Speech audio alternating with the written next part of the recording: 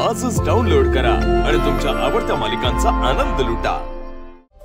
हा बोल संपदा। अगं तुम्ही पोहोचलात का घरी? हो आम्ही व्यवस्थित पोहोचलो, काही प्रॉब्लेम नाहीये। तू बोल तिकडे ओके आहे का सगळं? एक मिनिट थांब, भाऊंशीच बोल। थांब स्पीकरवर टाकतो। शिवा आता कसा आहे तो? हॉस्पिटलला नेलं तेव्हा शुद्धीवर होता का? हो भाऊ, काळजी करायचं कारण नाहीये। ते डॉक्टर म्हणाले फक्त हेअरलाईन फ्रॅक्चर आहे आणि डोक्याला थोडं लागलंय। बरं आशू कुठे? आशू औषध आणायला गेले जरा। आणि कीर्ती? कीर्ती ताई आहेत, बरे आहेत आता। वहिनी आम्ही येऊ का तिकडे? नाही तुम्ही नका येऊ आता, आम्ही आहोत ना इकडे। ठीक आहे, काळजी करण्यासारखं खरंच काही कारण नाही। काही असेल तर खरंच सांगते मी तुम्हाला। पण डिस्चार्ज नंतर काय? कीर्ती वेगळ्याच मनस्थितीत असेल ना तिकडे? तेच सांगते भाऊ, काळजी करायचं कारण नाहीये। आणि बरोबरच आहे ना, आता हे एवढं सगळं घडलं तर कीर्तीताई जरा शॉकमध्येच आहेत। तर होईल ना असं, पण थोडं नॉर्मल झाल्या की मी त्यांच्याशी बोलते। तुम्ही नका काळजी करू, ठीक आहे? ठीक आहे। बरं ठेवू का मी आता फोन? बाय। ठेव चल। पडता थोडा वेळ, बरं वाटेल।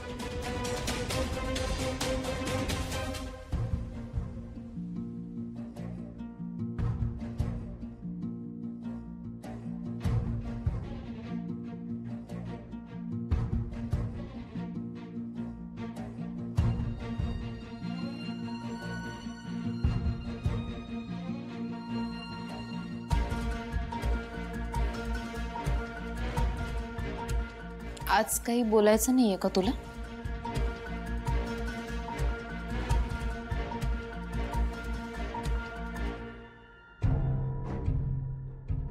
का अजूनही मनात तेवढाच राग आहे? आज सुहास नसता ना तर आई आणि भाऊ दोघेही वाचले नसते। तूही नाही वाचवू शकलीस त्यांना का?